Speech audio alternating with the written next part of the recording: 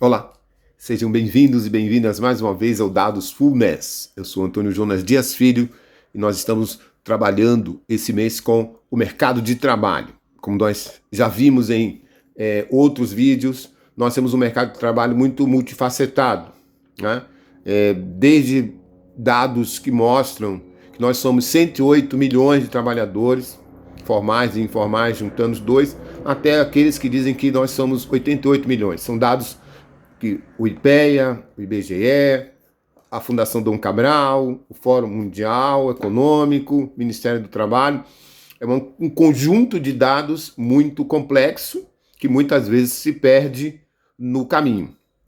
Hoje, nós vamos nos deter num outro item importante, né, que é o conjunto de profissões que compõem o nosso mercado de trabalho. Também uma tarefa muito difícil, né? Nós pesquisamos, por exemplo, as principais profissões que compõem o mercado de trabalho, aquelas que aparecem com mais frequência nas carteiras de trabalho.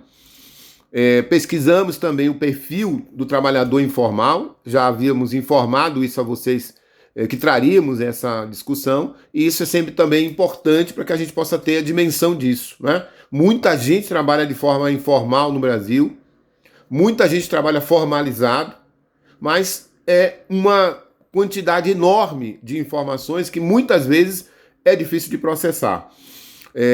Eu fico só imaginando como os órgãos públicos, quando tem que auferir quem trabalha formalmente ou informalmente, quando se faz os cálculos em relação à economia brasileira, qual é a média que eles tiram, de onde tiram informações, qual é o filtro utilizado por conta da dificuldade de precisar quem de fato está na informalidade, quem de fato trabalha na formalidade. Quem é formal é muito mais fácil, tem carteira de trabalho, mas existem os arranjos regionais de pessoas que estão formalizadas com determinado tipo de contrato, né? Contrato intermitente, por hora, e muitas vezes esses dados não aparecem de forma tão precisa. O informal é muito mais difícil por conta da multifacetada situação que ele vive, não é? Faz milhões de coisas. Alguns que trabalham na formalização trabalham também de forma informal e isso gera muito mais confusão. Mas nós fizemos um levantamento para mostrar exatamente isso, né? Que entre 108 e 88 milhões, essa é um intervalo, 88 milhões a 108 milhões de pessoas compõem o mercado de trabalho no Brasil. Tá? Dentro desse grupo, nós temos 40% das pessoas, mais ou menos 47% são formalizados e 40% são informais. Esse número é um número bem controverso, né? E tem muita gente que não consegue ainda perceber que isso faz toda a diferença na vida do trabalhador, do país, que impacta no nosso PIB. Né? Ou seja, quanto mais eu tenho pessoas na informalidade, menos pessoas estão com direitos assegurados, menos o Estado arrecada para transferir nos serviços previdenciários. Ou seja, há uma série de problemas que acabam sendo, eu diria, acumulados dentro dessa relação formal e informal. Mas é sempre importante a gente ter isso como referência, né? E não é algo que eu diga que nós possamos nos orgulhar. Ah, tá todo mundo trabalhando, mesmo estando trabalhando formal, informal. Isso não é nada não é um motivo para orgulho. Creio que não. É um motivo para criar mais confusão ainda quando nós falamos de mercado de trabalho no Brasil. Nós já trabalhamos com vários assuntos aqui, né, em relação ao mercado de trabalho, e hoje nós vamos falar um pouco das profissões que mais aparecem no nosso mercado de trabalho, mais aparecem no mercado de trabalho formalizado. E algumas que aparecem nos dois, né? E isso também gera uma série de confusões e que muitas vezes a gente não consegue, de fato, lidar com isso ou entender dessa forma. Bom, quando nós olhamos para as carteiras de trabalho, nós temos algumas profissões que acabam sendo, eu diria, campeãs, né? Alimentador de linha de produção, profissionais de venda, faxina, assistente administrativo, auxiliar de escritório, servente de obras, atendente de loja, operador de caixa, motorista de caminhão, técnico de enfermagem, repositor, recepcionista, telemarketing e almoxarife. Essas são 15, selecionamos 15 das profissões que mais aparecem no mercado de trabalho brasileiro. Ou seja, esse é o retrato da maioria, da massa que estão no top 15 das profissões com carteira assinada no Brasil. São as que mais aparecem, né? E aquelas que mais empregam, né, pessoas, as áreas que mais empregam pessoas são áreas de venda, operação de produção, serviços gerais, motorista, enfermeiro, técnico de enfermagem, auxiliar de enfermagem, contador e advogado. As duas profissões de nível superior que mais aparecem no mercado de trabalho é o advogado e o contador. Empresas, ainda com todas essas dificuldades que hoje tem de que o advogado atue dentro das empresas, né? As empresas ainda contam com advogados em seus quadros. Isso é algo que vale sempre a pena a gente ressaltar, né? As médias salariais também, nós fizemos um estudo, né, das médias salariais. Por exemplo, pegamos 3 profissões, né? O vendedor, a média salarial R$ 1.815. O professor, R$ 5.843. E o enfermeiro, R$ 3.247. Isso é algo que nos chama a atenção, né? Ou seja, 3 profissões que têm muita empregabilidade ainda e as médias salariais díspares, né? O vendedor no sopé, né? Na parte de baixo, né? No meio, o enfermeiro, com 3.247, e acima deles, o professor, né? Com 5.843. Aqueles que as médias salariais aparecem de forma mais clara. Os outros grupos, há uma dispersão enorme de remunerações, então é quase impossível falar disso. Então vejo como eu tenho falado desde o início, o nosso mercado de trabalho é grande, ele é um mercado de trabalho complexo, é um mercado de trabalho que tem diversas situações a serem ainda exploradas, pesquisadas, para que se façam diagnósticos precisos de quem é o mercado de trabalho brasileiro, quem é o trabalhador, para onde caminha o mercado de trabalho brasileiro, quais são os grandes gargalos. Já falamos da educação, que é um gargalo importante, a idade, né, está envelhecendo o nosso mercado de trabalho, mas também há uma outra parte que precisa ser discutida, que é exatamente quais são as profissões que estão aí nesse mercado de trabalho formal e no informal. Por exemplo, no mercado de trabalho informal, nós temos pessoas que trabalham com faxina, limpeza, auxiliares gerais, motoristas, pessoas que fazem o chamado bico para empresas. Vejam quanto é complexo o nosso mercado de trabalho. Pessoas que trabalham num determinado horário formalmente, em outros horários fazem o chamado bico, ou seja, muitas e muitas situações ainda precisam ser decifradas. O mercado de trabalho ele é complexo por isso. O nível de informalidade é muito grande, de formalidade também é grande, e a mistura de um com o outro também é grande.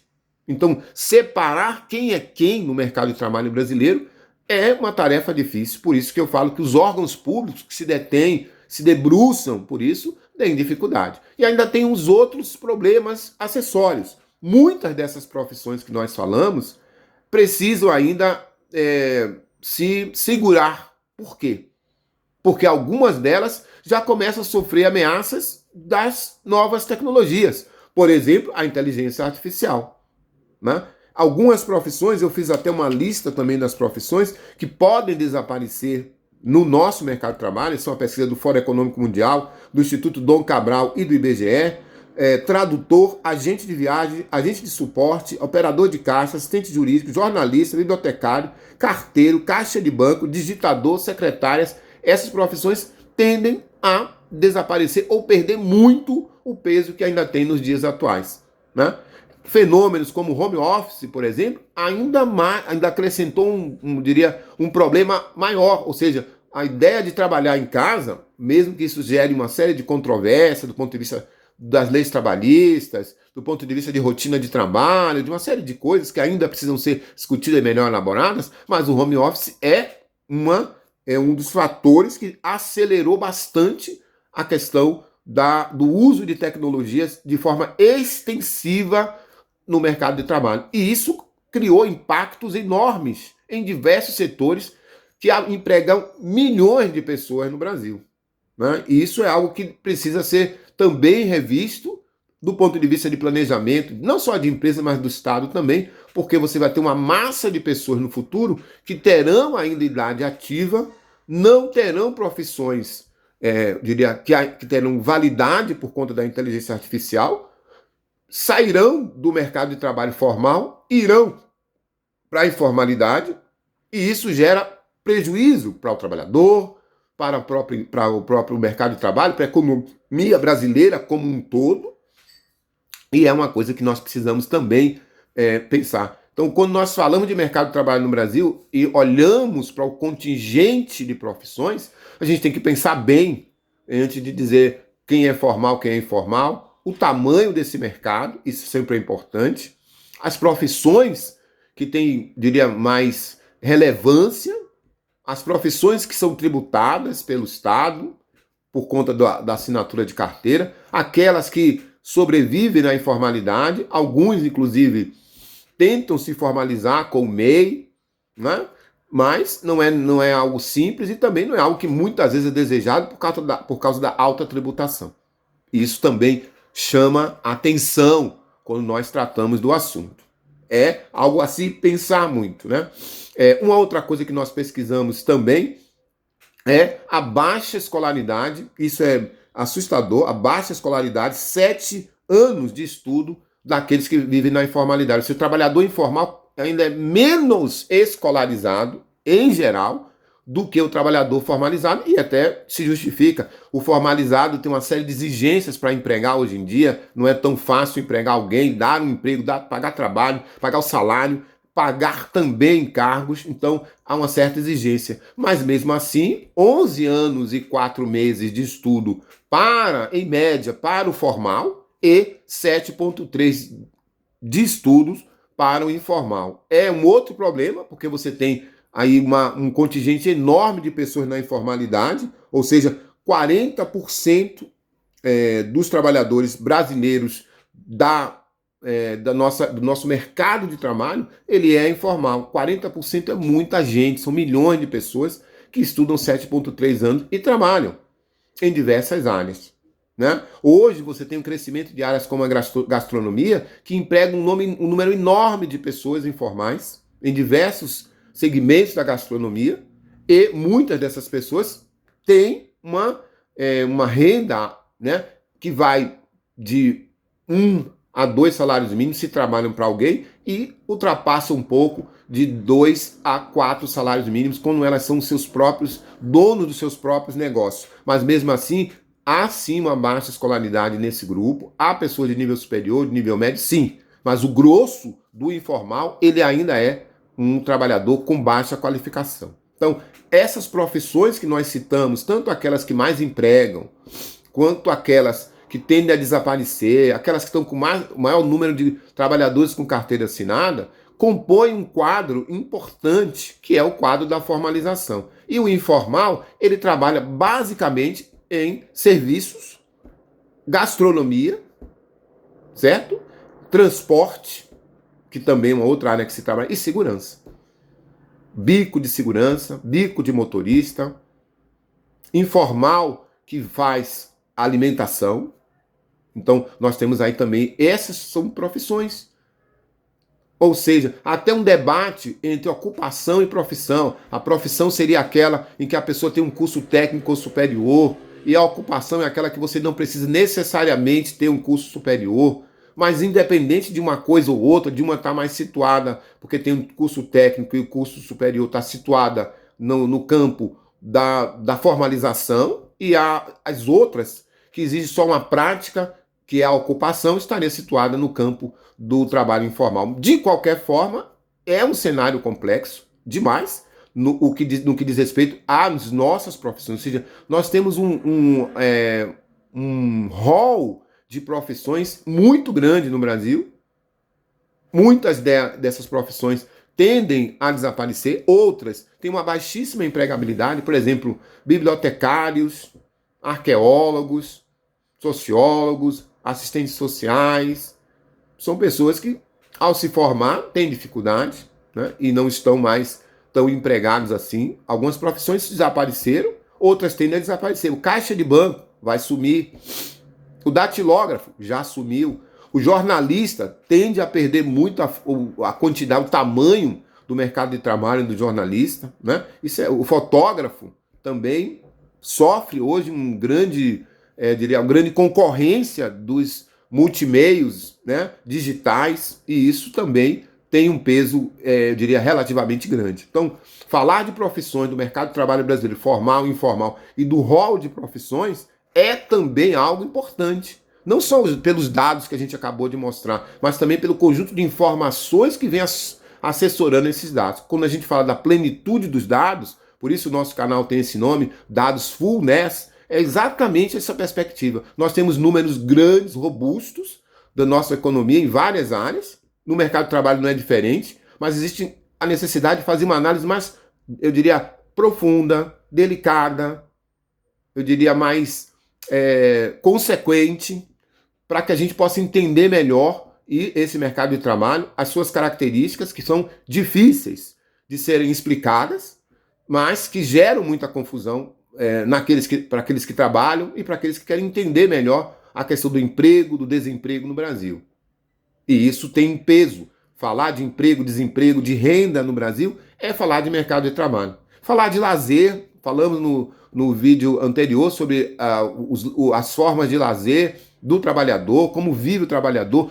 Tudo isso é impactado. A depender da fatia que você está do lado formalizado ou não, você vai ter um impacto muito grande. Muitos, eu diria que uma parte significativa do trabalhador que é informal é um salário mínimo. Quando ele paga tudo dele, se ele tem um pequeno negócio, ele fica com um salário mínimo. Se ele trabalha também fazendo um bico para alguém, é um salário mínimo, recebendo ali no seu Pix, né, todo mês, é um salário mínimo. Tem o que ganha de 1 a 2 e aqueles que têm um negócio um pouco melhor, de 2 a 4 salários mínimos. E é uma renda que depende muito do custo que a pessoa tem para manter seu pequeno negócio, sua família, etc. E tal.